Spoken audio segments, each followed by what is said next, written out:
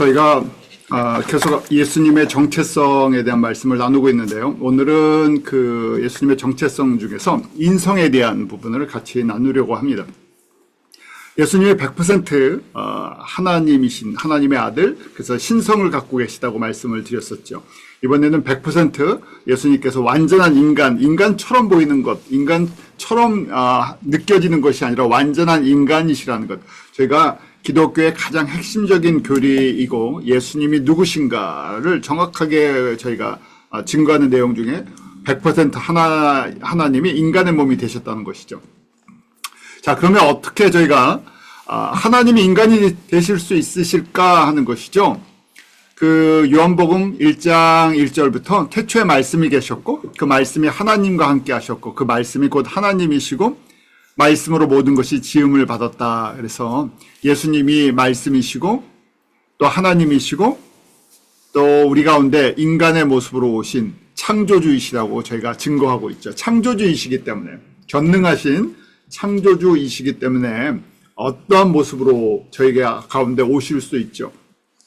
구약에서 여호와의 이름으로 잠깐 나타나시는 거랑 다르게 이것은 여자의 후손으로 태어나셔서 우리와 똑같은 과정들을 사람으로서 살아가시는 모습들을 보여주시죠. 또 빌립보서 2장 6절에 보면 예수님은 근본 하나님의 본체시다고 되어 있어요. 본체시, 그러니까 그냥 하나님 그분이신데 거기 보면 자신을 비우셨다고 되어 있죠. 빌립보서 2장 7절에 보면 자기를 비워 그래서 신성을 포기하셨어요. 이 땅에 오시면서 하늘의 영광과 권세와 신성을 잠시 포기하셔서 사람이 되셨죠. 그래서 생활하시면서 신성도 갖고 계신 것, 또 인성도 갖고 계시는 것, 완전한 두 가지의 모습을 다 갖고 계시는 걸 보여주세요. 자, 이것이 갑자기 결정된 것, 그렇게 보이는 것이 아니라 구약에서부터 창세전부터 인간으로 이 땅 가운데 오실 것을 준비하시죠. 그래서 하나님의 이 구원의 신비인데 왜 하나님이 인간이 되셔서 이 땅 가운데 오셨나 하는 것인데 저에게 하나님의 사랑을 증거하시는 과정이고 저희가 하나님의 사랑을 깨닫는 과정이에요. 왜냐하면 말로만 하는 것이 아니라 직접 인간의 모습으로 오셔서 우리를 위한 희생 제물이 되어 가시는 그 과정 속에서 하나님이 우리를 얼마큼 사랑하시고 우리를 죄에서 자유케 하시고 그것으로 끝나는 것이 아니라 하늘의 영광을 나눠주신다는 하나님의 약속의 말씀이 예수님을 통해서 어떻게 이루어져 나가는지, 말씀의 시작이시고 완성이시고 창조의 시작이시고 완성이시고 구원의 시작과 완성되시는 것을 직접 우리 눈높이로 보여주신 거죠. 그래서 하나님이 사람이 되실까 우리가 잘 아는 창세기 3장 15절에서부터 여자의 후손으로 이 땅 가운데 오실 것을 저에게 말씀해 주시죠. 언제 이것이 계획됐습니까? 창세전부터. 그것이 신비라는 것이에요. 미스터리라고 얘기하죠. 하나님의 이 구원의 신비예요. 왜냐하면 저희가 깨달아 알 수 있는 지식과 경험의 수준을 벗어나 있기 때문에 그래요. 그러니까 우리가 노력해서 깨닫는 것도 아니고 우리가 이제 계시해 준다고 돼 있죠. 리빌 한다고 돼 있는데 성령을 통해서 우리에게 깨닫게 해주시지 않으면, 열어주시지 않으면 볼 수도 들을 수도 깨달을 수도 없는 것이죠. 그래서 그걸 전체가 다 은혜인 거예요. 예수님이 하나님의 아들이신 것, 인간의 몸으로 오셔서 나에게 나를 위한 십자가의 속죄제물이 되어주신 것, 아무리 똑같은 얘기를 들어도 어떤 사람에겐 그것이 진리로 다가오고 어떤 사람에게 다가오지 않아요. 아무리 성경을 설명을 해줘도 성경을 객관적으로 공부할 수 있어요. 왜냐하면 저희가 잘 아는 것처럼 우리 창세기부터 모세오경이 시작이 되는 거죠. 정확하게 저자로 얘기하면 모세 때부터 말라기까지, 그러니까 주전 1500년부터 주전 400년까지 약 1100년 동안에 기록이 된 거예요. 구약 39권이 기록이 됐죠. 그래서 39권의 내용을 일치시킨다는 것은 불가능한 내용이에요. 왜냐하면 같은 시대에 살면서 내용을 저희가 정리를 해도 저자가 다르면 책의 내용이 바뀔 수가 있어요.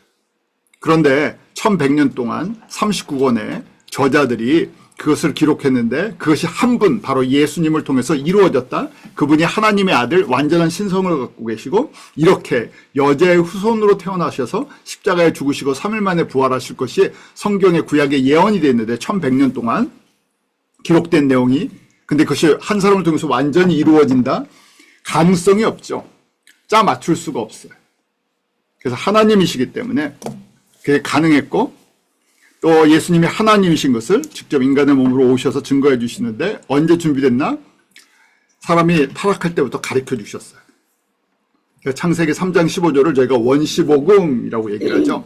왜냐하면 구약 전체에 예수님이 어린 양의 피를 흘려서 우리의 죄를 속죄해 주실 것을 보여줘요. 그래서 창세기 3장 15절 어떻게 여자의 후손으로 와서 뱀의 머리, 마귀의 권세를 깨뜨리실 건가? 죽음의 권세를 이기실 건가?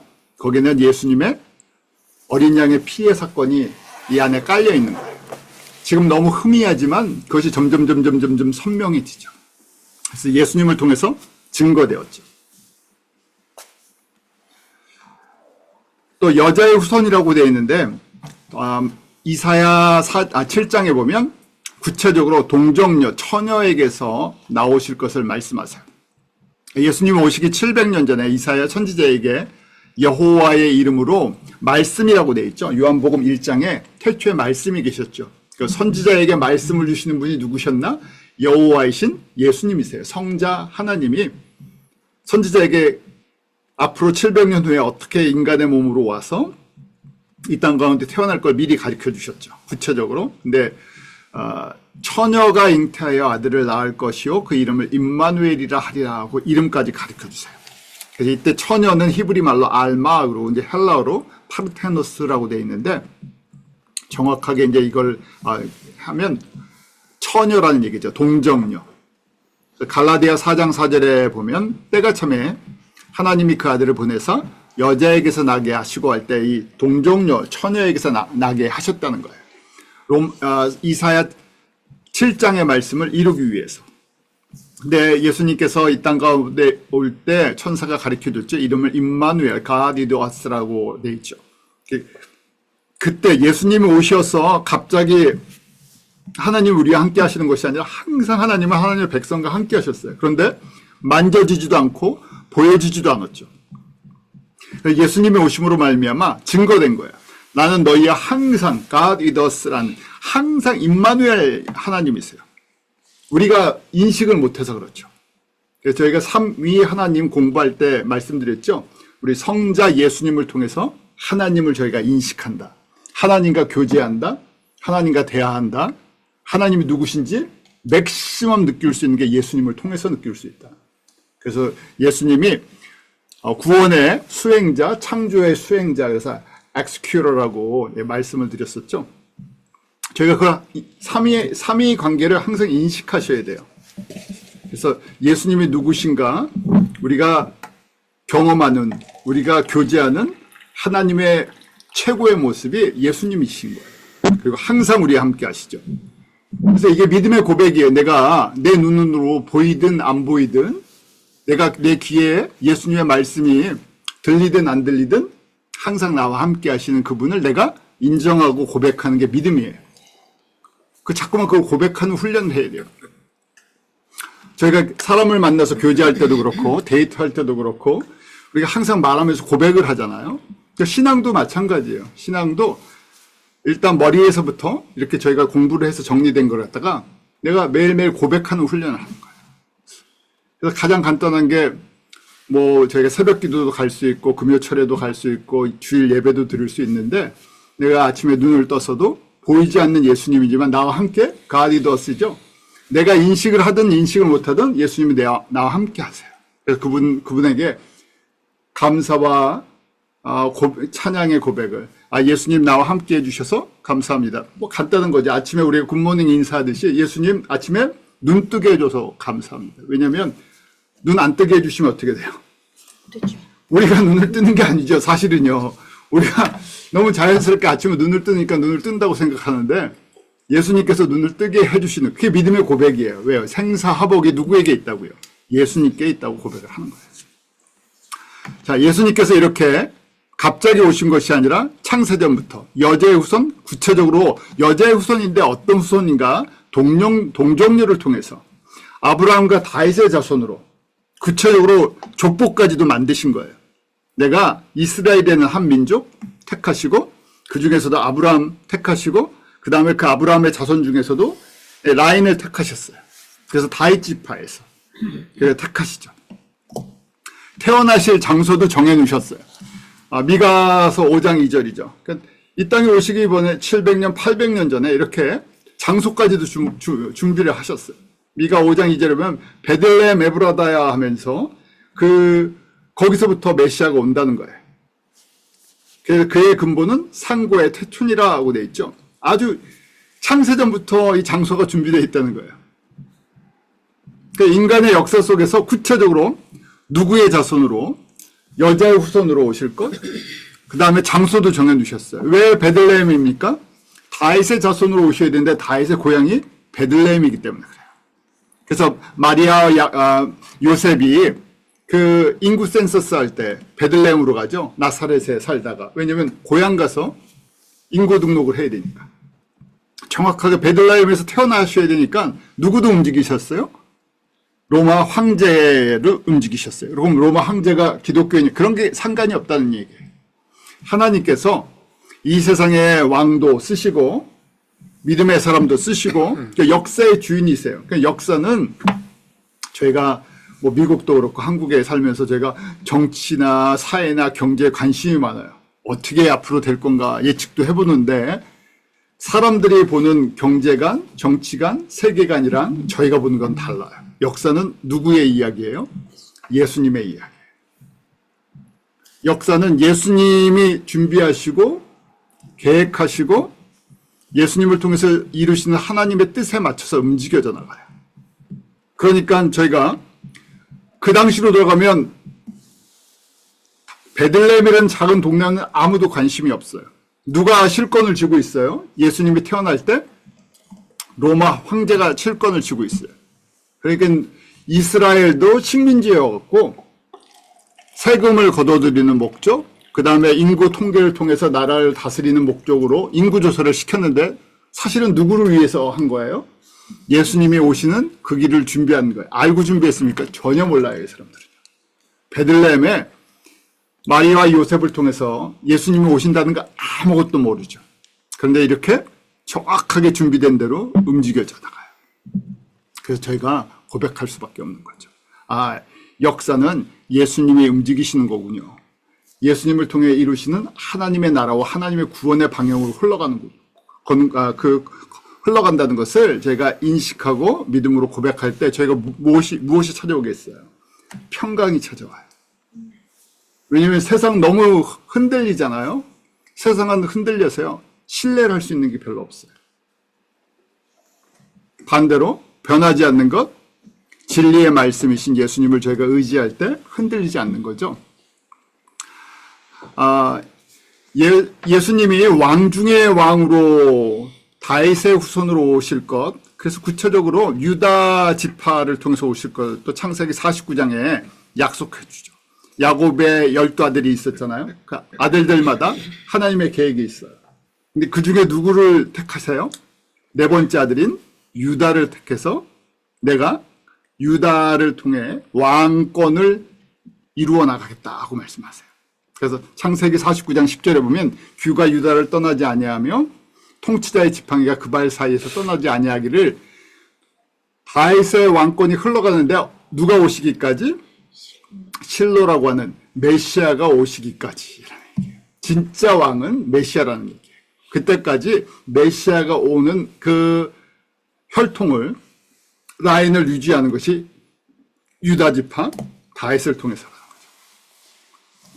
거죠. 마태복음 1장 1절이 그래서 그 구약의 모든 내용들대로 여자의 후손 아브라함과 다윗의 자손으로 오시는 예수 그리스도의 세계를 증거해주고 있어요. 언제부터 준비됐습니까? 창세전부터. 구체적으로 보면 창세기 3장 15절부터 여자의 후손으로 오시는데 처녀여야 돼요. 왜요? 남자의 후손으로 오면 어떤 문제가 생깁니까? 대표성이 있기 때문에 남자의 후손으로 오면 죄의 자녀로 오는 거예요. 죄가 없으신 몸으로 와야 되니까 남자를 모르는 상태에서 태어나셔야 되는데 완전한 인간으로 태어나셔야 돼요. 그래서 여자의 후손인데 죄가 없는 상태로. 예수님의 육신의 부모 모두 다 다윗 자손이에요. 그래서 마태복음 1장에 보면 요셉은 솔로몬의 후손이고 마리아는 누가복음 3장에 보면 다윗의 아들 18명 중에 나단의 후손이에요. 그래서 족보가 달라요. 마리아 족보를 따라서 누가복음 3장이 기록이 됐고 요셉 족보를 따라서 마태복음 1장이 기록됐어요. 양쪽에 다 다윗의 자손이라는 얘기예요. 이렇게 족보가 있으니까 완전한 저희로 얘기하면 신분의 증명이 되는 거예요. 그래서 양쪽 부모가 있었죠. 육신의 부모예요. 또 예수님의 죽으심과 완전한 인간이시기 때문에 죽는 것도 죽는 척 하는 것이 아니라 정말 죽음의 과정을 겪으세요. 이렇게 죽었다가 3일 만에 살아나야 할 것을 구약에서 계속 저희들에게 가르쳐줬죠. 가장 대표적인 것이 아브라함의 아들 이삭을 모리아산에 제물로 바치게 하는데 그 모리아산까지 가는 과정이 3일이 걸려요. 그래서 3일 전에 이삭을 드리기로 약속을 하고 모리아산으로 가죠. 그때 여호와께서 그 과정 속에서 믿음을 보시고 제물을 준비해 주시죠. 그런데 사실은 이삭을 죽이려고 하신 것이 아니라 예표라는 거예요. 이삭은 예수님의 상징으로 3일 만에 살아나는 것, 또 아브라함과 이삭과 야곱의 자손을 통해서 이 땅 가운데 인간의 몸으로 오실 것을 갖다 준비시켜 주시죠. 갈라디아서 3장 16절이 아브라함의 자손으로 오시는데 아브라함의 여러 자손이 아니라 한 사람을 딱 택하시죠. 이삭을 택했는데 그것도 상징이지 진짜는 누구세요? 아브라함과 다윗의 자손 예수 그리스도를 준비하기 위해서 그런 거예요.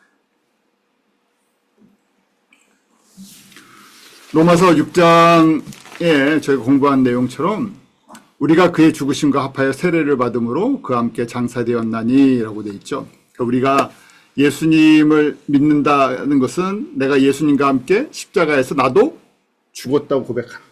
왜냐하면 예수님은 우리 위에 대속, 속죄 제물이 되셨기 때문에 우리가 연합하는 거죠. 연합이 돼서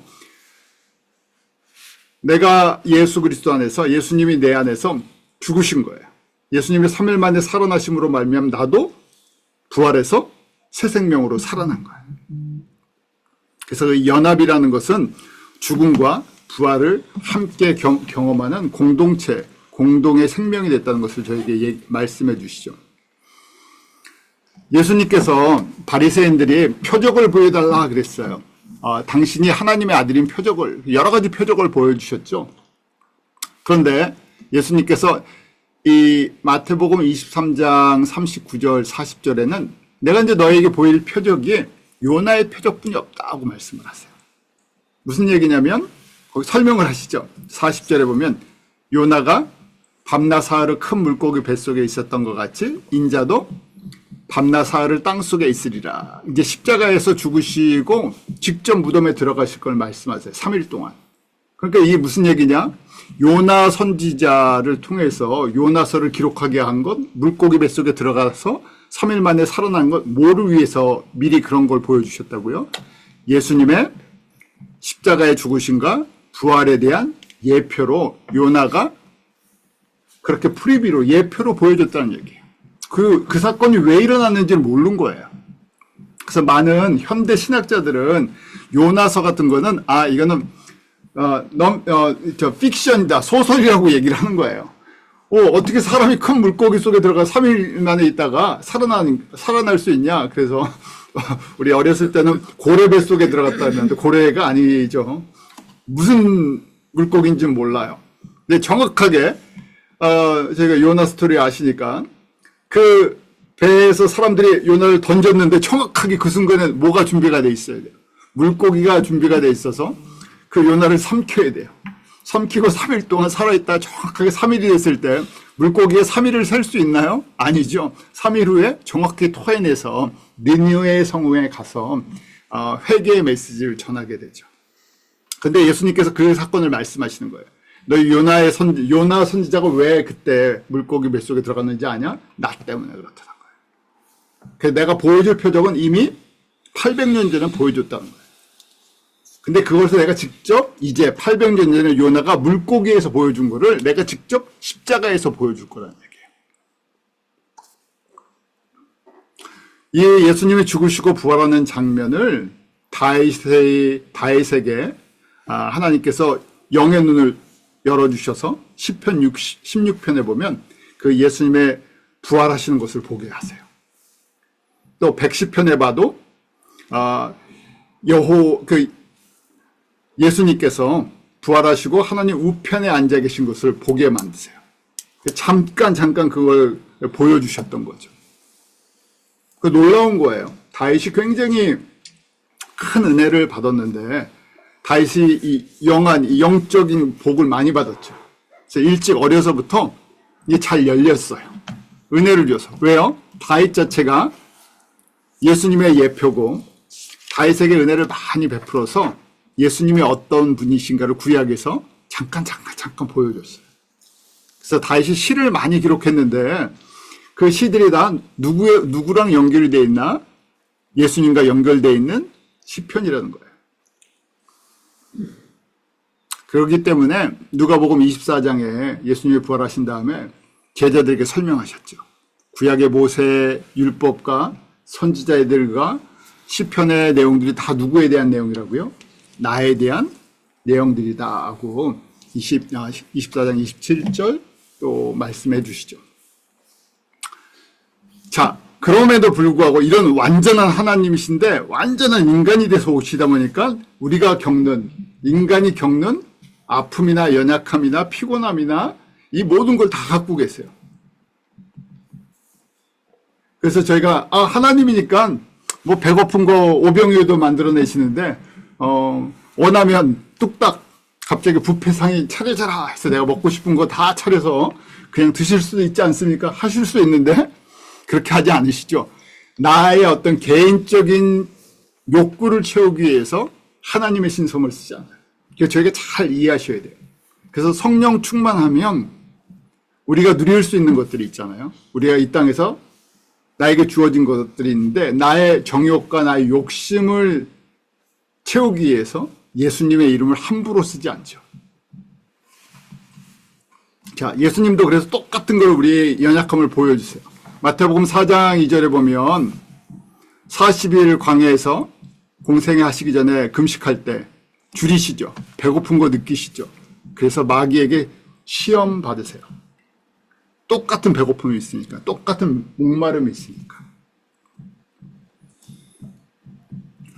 또 피곤한 것도 같이 느끼세요. 육신의 한계성이 있어요. 육신의 한계성은 그대로 갖고 계세요. 요한복음 4장에 보면 사마리아 수가성에 들어가셨죠. 거기에 보면 예수께서 행로에 고나요 라고 되어 있어요. 몸이 어쩔 수가 없는 거예요. 인간으로 오셨으니까 인간의 약한 거, 어려서부터 성장하는 과정도 갑자기 예수님이 태어났다가 하루아침에 30살이 되지 않으셨죠. 인간의 나이 30살이 될 때까지 성장의 그 모든 과정을 겪으세요. 그리고 걸으시면 똑같이 발도 피곤하고 몸도 피곤해요. 왜냐면 그때가 제 60쯤 됐다고 돼 있죠. 60이면 오늘날 시간으로 몇 시죠? 더하기 6 하시면 돼요. 왜냐면 유대인들은 해가 뜨는 시간을 기준으로 시작해요. 그래서 아침에 해가 뜨면 그때 이제 6시가 이제 시간의 시작이에요. 우리 시간으로 얘기하면. 더하기 6 하니까 정오가 6시예요. 1시라고 하면 몇 시겠어요? 아침 7시. 3시면 9시. 예수님께서 십자가에 3시에 달리시죠? 자, 아침 9시. 자, 겟세마네 동산에서 십자가를 지시기 전에 그 고통받으시는 그것들을 다 또 기록해요. 그 과정들. 또 예수님은 우리의 인간과 똑같은 심리 상태, 감정 상태를 가지세요. 그래서 예수님의 제자 중에 요한을 할 때 내 사랑하는 제자다 이런 표현을 써요. 그래서 하나님인데 뭐 편애하십니까?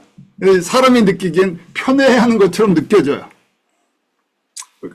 편애가 있으세요. 왜냐하면 모든 사람을 사랑한다고 하시지만 거기 모든 사람이라는 것은 우리가 보니까 하나님의 자녀로 예정된, 선택된 사람이 있고 아닌 마귀의 자녀로 저희가 크게 보니까 세상에 두 종류의 사람이 있죠. 하나님의 자녀, 예정된 하나님의 자녀. 때가 되면 예수 그리스도의 복음의 메시지를 듣고 예수님을 주와 그리스도로 고백한 사람들. 끝까지 부인하고 세상 편에 서는 사람들. 그래서 그렇게 보면 편해져. 공평하지 않죠.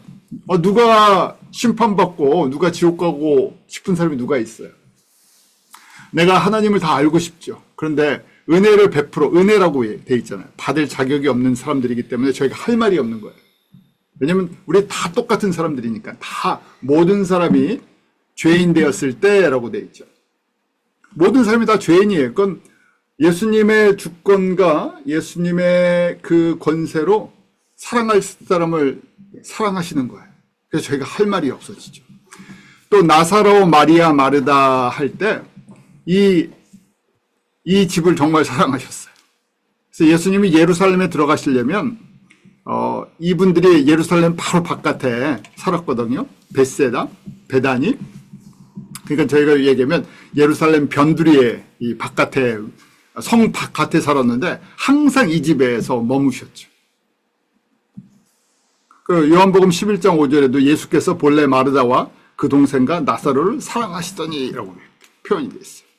특별히 사랑을 베푸시는 것들을 보게 돼요. 또 마태복음 9장 36절에 보면 사람들을 보시고 불쌍히 여기시니 그들이 목자 없는 양과 같이 고생하며 기진합니다. 긍휼히 여기세요. 그래서 그 표현하세요. 불쌍히 여기시고 가난한 자, 소외된 자. 그래서 저희가 너무 이쪽으로만 한쪽으로만 치우쳐서 성경을 보는 사람들이 이제 자유주의 신학을 하는 사람들이 예수님은 누구의 친구라고요? 가난한 자, 소외된 자, 과부, 고아. 그래갖고 그냥 그 말을 문자적으로만 해석을 해갖고 그 부분도 필요한 부분이에요. 그래서 사회 구제하고 봉사하는 거가 복음 전하는 거다 하고 약간 한쪽으로만 치우쳐서 보는 사람들도 있죠. 그렇지만 예수님께서 정말 가난한 자, 소외된 자에게 긍휼을 베푸시는데 그게 육신만의 긍휼이 아니라 영혼을 불쌍히 여기시는 내용까지 들어가죠. 또 번민하고 고민하세요. 우리가 갖고 있는 건 똑같아요. 기뻐하실 때도 있고 분노하실 때도 있어요. 성전에서 사람들이 장사를 하는 모습을 보면서 그 채찍을 만들고 상을 엎고 쫓아내시는 모습을 보죠. 진노하시는 모습을 봐요. 우리 그 거룩한 진노다 그러죠. 저희가 갖고 있는 분노랑 조금 달라요. 그렇지만 분노하신다는 거예요. 이 하나님의 뜻에 반대되는 길을 걸어갈 때 분노하시고 반대로 순종할 때 기뻐하시고 또 우리가 갖고 있는 그런 인간이 갖고 있는 고민들도 같이 하시고 나사로가 죽었을 때 눈물을 흘리시고 슬퍼하시고 그래서 요한복음 11장 30분 예수께서 눈물을 흘리시더라. 똑같이 눈물을 흘리세요. 그 눈물을 흘리는 게 이 약한 모습이 아니죠.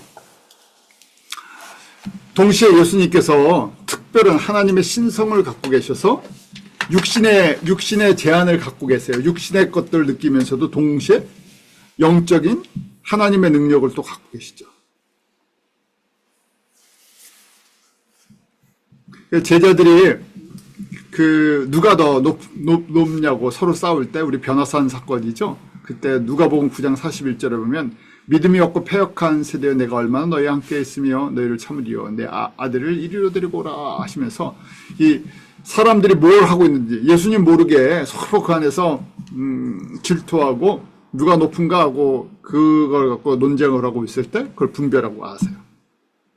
또 바리새인들의 생각, 말을 안 해도 그 깊은 마음의 생각들을 읽고 계시죠. 그래서 병을 고치실 때 바리새인들이 어떤 생각을 하는지 그것을 이미 알고 계세요. 또 사람을 볼 때 사람의 그 속에 어떤 마음을 품고 있는지를 아시죠? 나다네를 부르실 때도 그랬죠. 요한복음 1장 47절에 보면 나다넬이 자기에게 오는 것을 보시고 뭐라고 말씀하세요? 이는 참 이스라엘 사람이다. 그래서 간사한 것이 없다 하고 그 사람의 됨됨이도 보세요. 요한복음 4장에 저희가 잘 아는 사마리아 수가성 여인, 그 여인을 보면서 뭐라고 얘기해요? 너 남편이 5명이다 하고 얘기죠. 근데 지금 사는 남편은 지금 딴 얘기하는 거예요.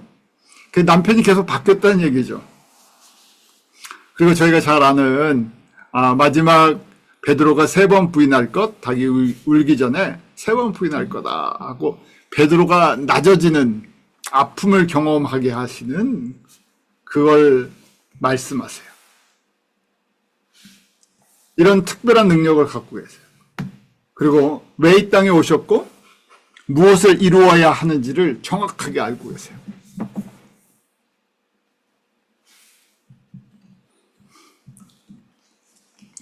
그러면서 육신의 한계성 때문에 갈등한 육신과 하나님의 뜻이 부닥치는 것들을 직접 보여주세요.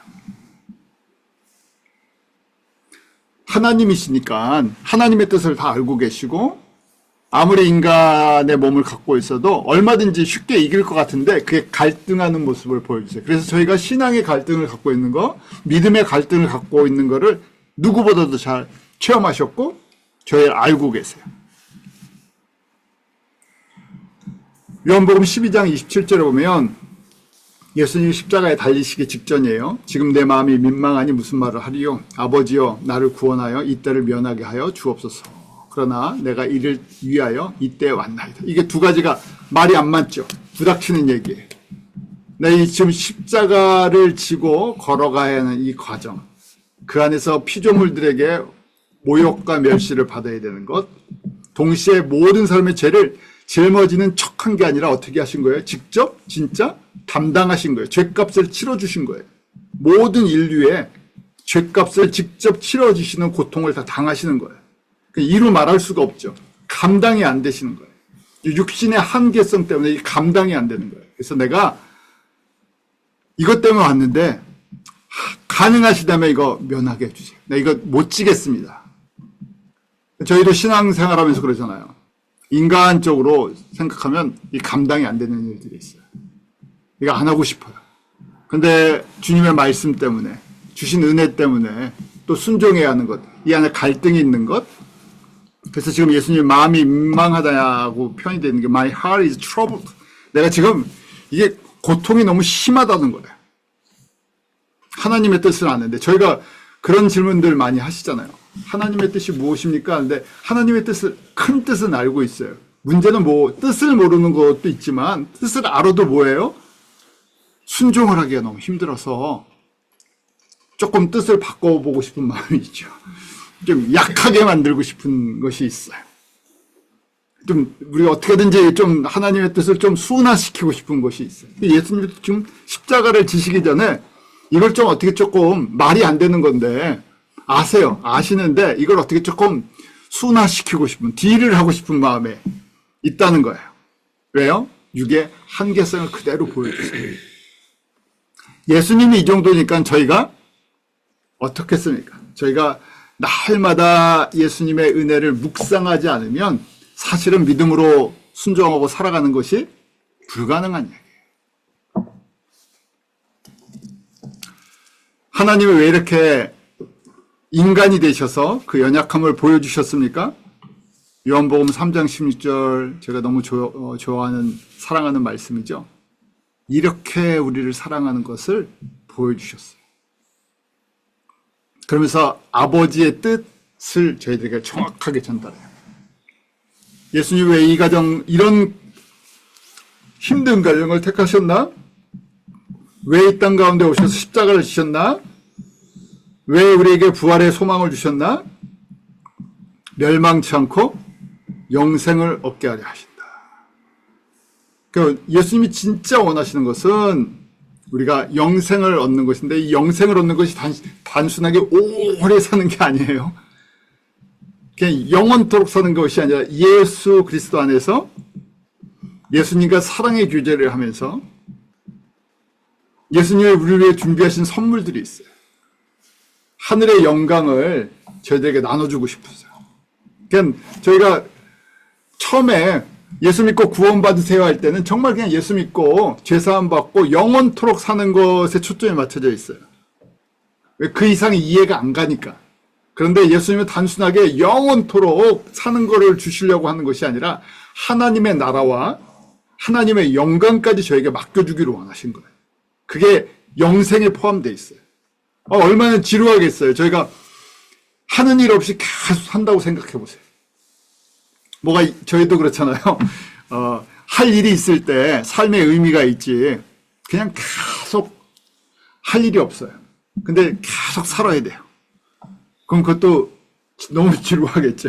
그래서 제가 농담같이 말씀드리는 농담이 아니라 이 땅에서 예수님을 섬기는 즐거움도 있어야 되고 예배드리는 즐거움도 있어야 되고 복음을 섬기는 즐거움도 있어야 되고 찬양하는 즐거움도 있어야 돼. 즐거움이 있어야 돼. 예수님을 섬기는 즐거움이 없으면 천국 가면 그것만 할 텐데요. 그럼 얼마나 지루하겠어요. 영원토록 지루한 예배만 드리고 성경 공부만 한다고 생각하시면 얼마나 지루하겠어요. 그게 아니죠. 저희가 공부를 하는 거는 더 알고 섬기려고 하는 거예요. 공부 안 해도 천국 가는 데 지장은 없으세요. 예수님만 믿으면. 그런데 알고 지루한 게 아니라 천국을 저희가 좀 표현하면 천국을 맥시멈 인조이 하려고 하는 거예요. 왜냐면 거기에 준비된 영광과 기업이 있는데 그걸 주고 싶으신데 우리가 너무 어려웠고 깨닫지를 못하는 거예요. 그 준비를 하나도 안 하는 거예요. 어떤 분이 그런 이야기를 하더라고요. 하도 요새 세상이 빨리 변하고 지식이 너무 많이 늘어나니까 나이가 들수록 저희가 이제 이 IT나 기계 만지는 게 점점 느려지잖아요. 컴퓨터 만지는 거 느려지죠. 저희 AI 만지는 거 느려지죠. 그러니까 6개월 정도 안식년을 둬서 빨리 변하는 이런 시대의 인포메이션이나 장비를 쓰는 걸 배울 필요성이 있다. 왜? 수명이 길어졌는데 너무 못 쫓아가니까 앞으로 저희가 5년 안에 엄청난 기술의 발전이 있는데 저희는 그거 다 못 쓰잖아요. 그럼 못 쓰니까 나중에 너무 우리가 이 세상에서 도태된 많은 것들을 누릴 수가 있는데 많은 것들을 못 써서 거꾸로 불편해지니까 불편한 걸 방지하기 위해서 6개월 동안 공부를 해야 된다. 이런 말씀을 하세요. 굉장히 일리가 있어요. 하물며 저희가 천국은 영원토록 예수님을 섬겨야 되는데 이 땅에서 30년, 40년 준비를 하는 게 결코 긴 게 아니죠. 예수님께서 그렇게 우리를 사랑하세요. 그래서 예수님의 사랑을 저희가 알면 알수록 기쁨으로 그 길을 한 걸음 한 걸음 순종하게 되죠. 그걸 저에게 가르쳐 주시기 위해서 얼만큼 사랑하시는지 하늘의 영광과 빌립보서 2장의 말씀처럼 하늘의 영광 권세 모든 신성을 포기하셨어요. 그리고 인간의 몸이 되셔서 종의 몸이 돼서 죄인의 몸이 돼서 십자가에 죽기까지 하셨어요. 그래서 저희가 그걸 묵상할 때 그 사랑이 조금씩 녹아지는 거죠. 사랑하시기 때문에. 예수님께서 겟세마네 동산에서 기도하실 때 그 모습을 보면 예수님이 얼마나 이 육신의 한계성 속에서 갈등하시는지를 보여주세요. 우리가 잘 아는 것처럼 십자가를 지시기 전에 제자들을 데리고 겟세마네 동산에 가시죠. 마태복음 26장 38절에 보면 내 마음이 심히 고민하여 죽게 되었으니 라고 말씀하세요. 견딜 수가 없다는 거예요. 왜? 지금 감당해야 할 십자가의 과정들이. 단순하게 모욕받고 죽는 게 아니라 모든 사람의 죄를 직접 갚아야 되는 죄인이 돼서 그걸 갖다 치러야 되는 과정들이 있어요. 그래서 기도할 때 저희가 잘 아는 이 3번 기도하시죠. 마태복음 26장 39절 우리가 고난주간 또 부활절에 자주 묵상하는 건데 그때만 묵상하는 것이 아니라 우리가 항상 이것을 묵상하면서 예수님께서 나에게 은혜를 베풀어 주셔야 저희도 이 갈등을 이겨나갈 수가 있어요. 그러면 예수님도 이런 갈등을 마지막 순간에 겪으시잖아요. 내 아버지 만일 할만하시거든 이 잔을 내게서 지나가게 하옵소서. 이 잔을 내게서 지나가게 하옵소서. 그러나 나의 원대로 마옵시고 아버지의 원대로 하옵소서. 이 잔이 무슨 잔이에요? 십자가를 져야 하는, 십자가에서 죽어야 하는 모든 것들이 다 포함이 되어 있죠. 십자가를 지는 과정들이 있었잖아요. 그리고 십자가에서 죽을 때 받는 고통이 있어요. 그걸 다 알고 계세요. 근데 그게 감당이 안 된다는 거예요. 육신적으로는. 그러면서 마지막에 육의 갈등을 어떻게 이겨내세요?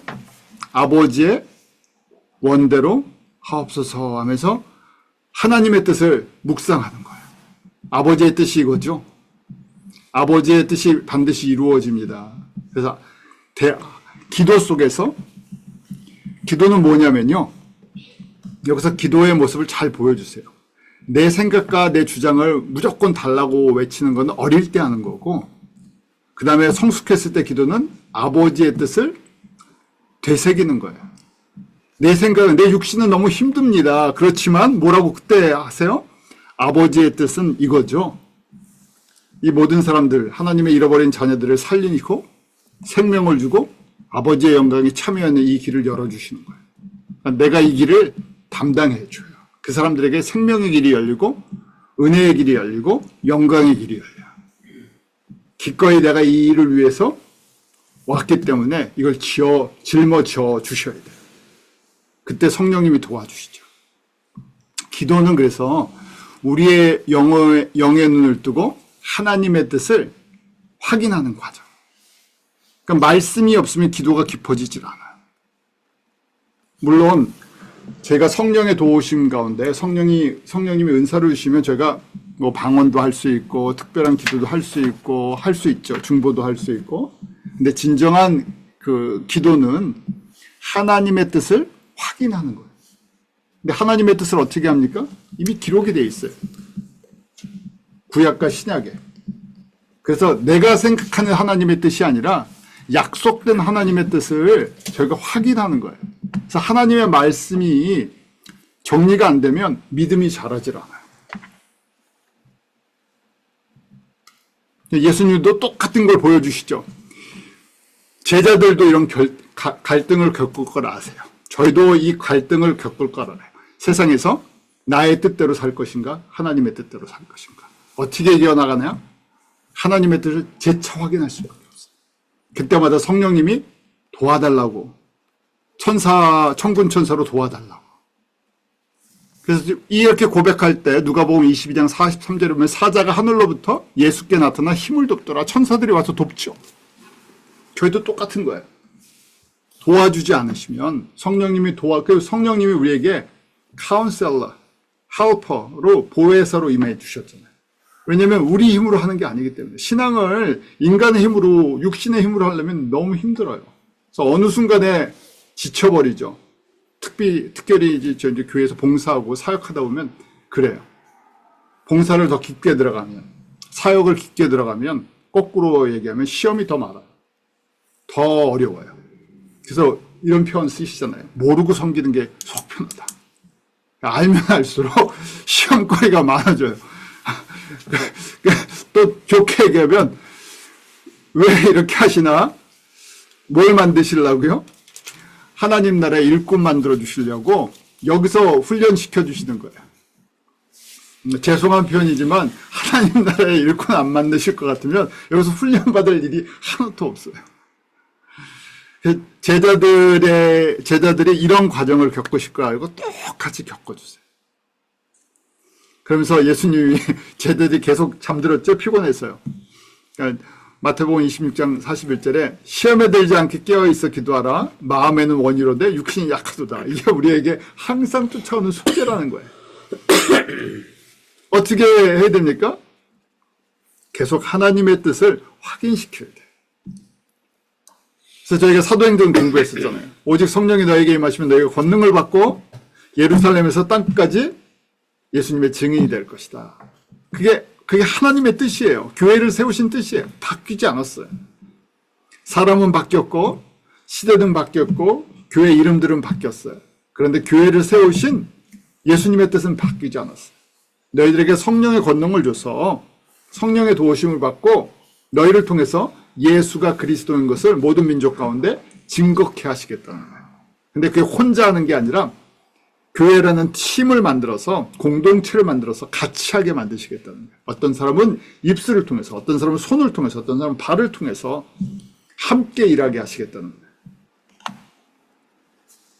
예수님이 두 번째 또 기도하시죠. 기도의 내용이 조금 바뀌었어요. 이 잔이 내게서 지나갈 수 없거든 아버지의 원대로 되기를 원하나이다 하고 순종하는, 아직도 조금이라도 기회가 있습니까 하는 거 아시죠? 그렇지만 아버지의 원대로 되는 거 알고 있습니다. 세 번째, 똑같이 기도하시고 이제 순종하시죠.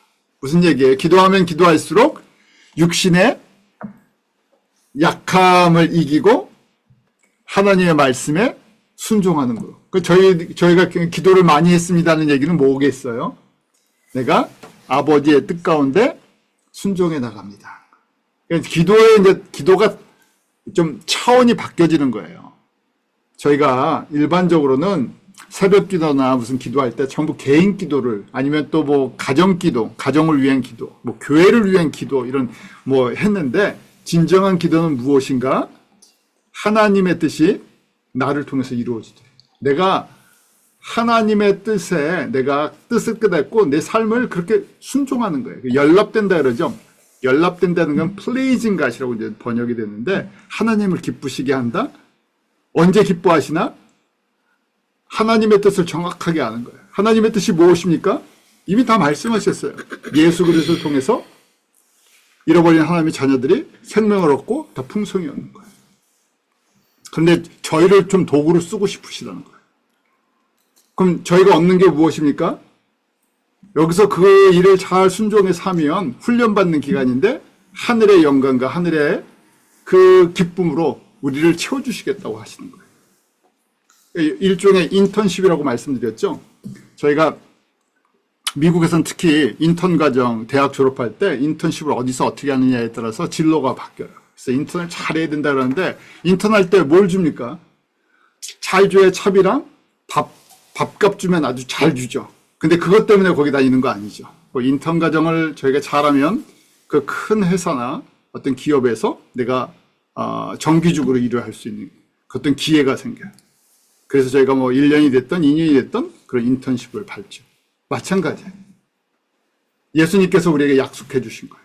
이 땅에서 우리가 예수님의 뜻에 순종을 해서 그 뜻을 잘 감당을 하면 내가 하나님 나라에서 갚아주시겠다는 거예요. 근데 단순하게 많은 걸 받으려고 하는 것이 아니라 그 안에 뭐가 있습니까?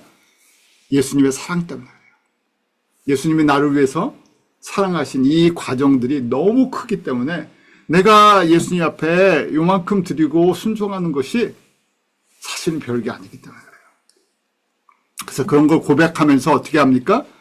육신의 약함을 저희가 이기는 힘. 우리가 예수님의 인성을 얘기할 때 히브리서 4장 15절을 항상 묵상을 해요. 히브리서 4장 15절 보면 우리에게 있는 대제사장 예수님이 우리 연약함을 체휼하지 아니하는 자가 아니요 모든 일에 우리와 한결같이 시험을 받은 자로 내 죄는 없으시니라. 말이 한번 꼬였죠. 우리 연약함을 체휼하지 아니하는 자가 아니요라고 했는데 무슨 얘기예요? 우리의 연약함을 똑같이 경험하셨고 똑같이 동감하시고 똑같이 이해해 주시고 누구보다도 잘 알고 계시다는 거예요. 그러니까 어떻게 합니까? 우리의 연약함을 고백할 때마다 그 모든 것을 품어주세요. 왜냐하면 예수님이 직접 인간의 몸으로 겪으셨기 때문에. 하나님이신데 이 갈등을 하셨어요. 십자가를 지시기 위해서. 그런데 예수님의 제자가 되면 어떻게 돼요? 자기 십자가를 지고 예수님을 따라가야 돼요. 십자가는 뭐예요? 나는 죽고 다른 사람은 살아나요. 생명의 법칙인데 이게 인간의 힘으로 가능합니까? 불가능해요. 안 되는 거예요. 그래서 예수님이 도와주셔야 돼요. 성령님이 도와주셔야 돼요. 그런데 우리가 그 안에서 갈등을 하고 고민하고 주저하고 아파하고 하는 거를 어떻게 하세요? 예수님도 겪으셔서 고백할 때마다 어떻게 하신다고요? 그거를 안아주세요. 그래서 녹여주세요. 녹여주셔야 한 걸음 또 쫓아가죠. 또 녹여주셔야 또 쫓아가요. 그래서 지금 히브리서 4장 15절에 우리에 있는 대제사장이라고 되어 있죠. 대제사장은 백성들의 죄를 가지고 하나님 앞으로 나아가는 사람이에요. 백성들을 하나님 앞으로 나아갈 수 있도록 길을 도와주는 사람. 그러니까 예수님이 우리를 도와주세요. 그런데 멀리 계신 분이 아니라 지금 예수님이 어떤 분이신가? 우리 함께 God is us. 우리와 함께 하시고 우리 아픔을 아시고 직접 체험하시고 우리가 똑같은 생각을 하셨고 그리고 그것을 믿음으로 이기시는 과정을 보여주셨어요. 예수님께서 고통당하시는 것도 제자들에게 다 보여주시죠. 우리 고난주간 또 사순절이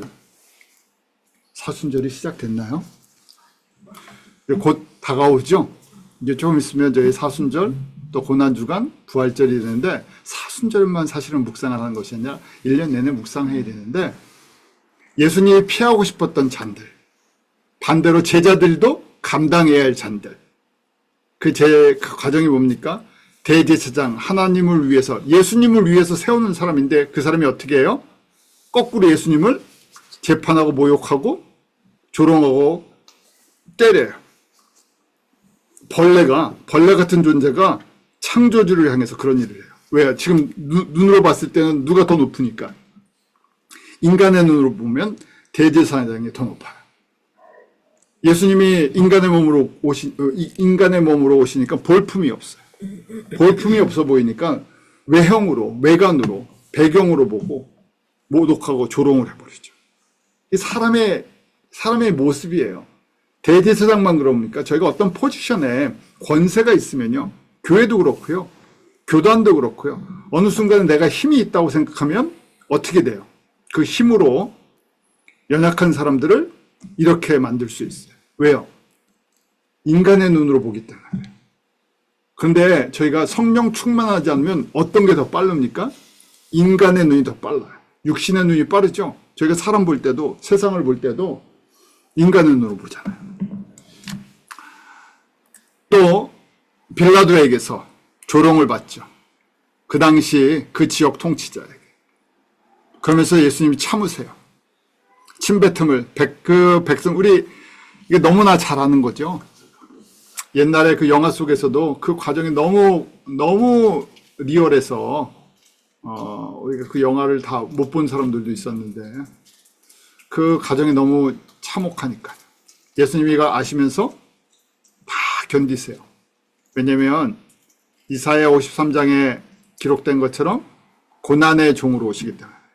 초림은 영광의 왕이 아니라 고난받는 어린 양, 십자가에서 죽임당하여서 피 흘리는 속죄의 제물로 이 땅 가운데 오시는 거예요. 그래서 마지막은 마태복음 27장 46절에 엘리 엘리 라마 사박다니라는 하나님으로부터 완전히 버림받는, 죄를 지는 척한 게 아니라 완전한 죄인으로 죽는 과정을, 하나님과 완전히 단절되는 고통을 겪으시죠. 그래서 나의 하나님 어찌하여 나를 버리셨나이까 하는 고백을 하게 하죠. 그래서 하나님의 영광과 하나님의 그 은혜 안에서 완전히 버림받는 죄인의 그 고통을 다 당하세요. 거기까지.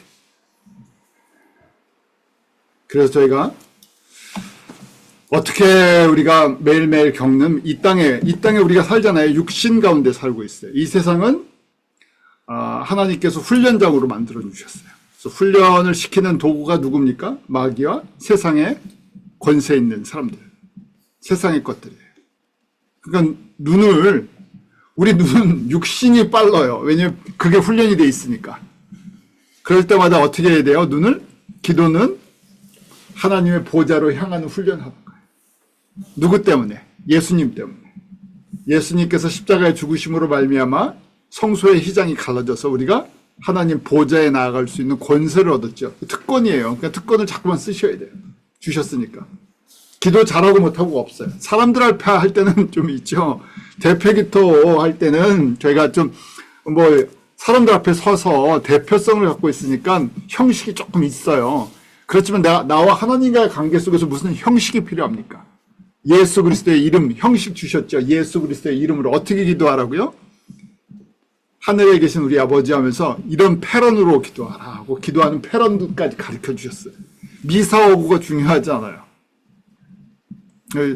누구에게 기도하는지, 대상이 누군지, 누구를 통해서 기도하는지, 무엇을 기도하는지. 무엇을 기도합니까? 나의 정체성, 내가 누구인가? 이 세상에서. 그 다음에 하나님의 정체성이 누구신가? 그래서 나와 하나님의 관계성이 무엇인가? 이걸 고백하는 거예요. 이게 기도예요. 나를 왜 사랑하시고 나를 왜 택해 주셨나? 그래서 나를 통해서 이루시고자 하는 뜻이 무엇인가? 다 성경에 약속되어 있어요. 그래서 저희가 하나님께 영광을 돌리려면 하나님의 말씀을 알아야 돼요. 어린애들한테 너희 부모님이 원하는 게 뭔지 아니면 너무 어리면 그게 무슨 말인지 말귀도 못 알아들어요. 그러니까 저희가 하나님의 이 뜻을 이해하려면 말씀을 정리해서 배워야 되죠. 그리고 그것을 소화를 시켜야 돼요. 묵상해서.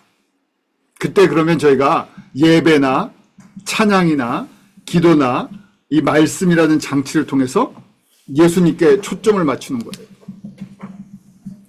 저희 오늘날은 정말 쓰는 전자기기 너무 많죠. 뭐 블루투스나 뭐 셀폰이나 뭐 다 이게 서로 코드가 맞아야 돼요. 주파수가 맞아야 돼요. 지금도 수많은 우리 안에서 지금 이 안에서도 우리 룸 안에서도 이 데이터 잡으려고 그러면 와이파이 많이 잡혀요. 근데 여기 맞는 게 있잖아요. 거기에 맞춰줘야죠. 마찬가지예요. 그래서 저희가 예수님과 초점을 맞추는 훈련을 하는 거예요. 그래서 예수님께서 우리에게 눈높이 교육을 시켜주시러 이 땅 가운데 오셨죠. 인간의 몸이 되어주셨죠. 생명의 법칙을 가르쳐주셨죠. 그래서 그 길을 따라가게 하시죠. 그래서 질문이 있으면 예수님께 고백을 해야 돼요. 그럼 성령님을 통해서 가르쳐주세요. 내가 말씀을 더 배우고 싶습니다. 말씀을 읽을 때 지혜도 주시고 저희같이 이렇게 모임을 통해서 이런 아름다운 모임을 허락해 주셔서 서로 나눌 수 있게 해주시고 또 나에게 말씀을 나눠주고 싶은 간절함을 허락해 주셔서 한 사람이 됐든 두 사람이 됐든 또 붙여주실 수도 있어요. 사실은 선교니 전도니 멀리 있는 것이 아니라 나에게 맡겨주신 귀한 영혼들을 저희가 제한하지 않고 내 삶과 내 시간을 드리면서 섬기는 훈련을 하는 거예요. 그래서 그 가운데 항상 요구되는 게 생명의 법칙이죠. 항상 우리 자신을 십자가의 이 고백처럼 내가 내 자신을 드리고 나를 통해서 예수님의 생명이 전달되는 생명의 열매를 맺는 것. 이 가운데 하나님께서 하나님의 나라를 하나님의 뜻을 이루어 나가시게 돼 있어요. 저희가 그래서 예수님의 이 인성은 공간복음에 잘 기록이 되어 있는데 특별히 저희가 예수님 이 복음서를 통해서 예수님의 이런 모습, 우리를 얼마나 사랑하시는지를 매일매일 더 많이 묵상하시는 은혜가 있기를 원합니다. 기도하겠습니다. 하나님 참 감사합니다. 이 밤에 다시금 주님의 말씀을 통해서 또 십자가의 과정을 통해서 예수님께서 우리를 얼마나 사랑하시는지 더 알게 하시고 깨닫게 하시고 고백해 하여 주심을 감사합니다. 성령님 저희 한 사람 한 사람 가운데 은혜로 이 모든 과정들을 저희가 배우게 하시고 또 깨닫고 소화하며 묵상하며 나에게 적용되는 그런 놀라운 선물들을 베풀어 주시옵소서. 저희가 너무나 연약한 존재들이기에 주님 앞에 많은 것들을 또 결단하고 또 넘어지고 다시 결단하는 그런 과정들을 겪습니다.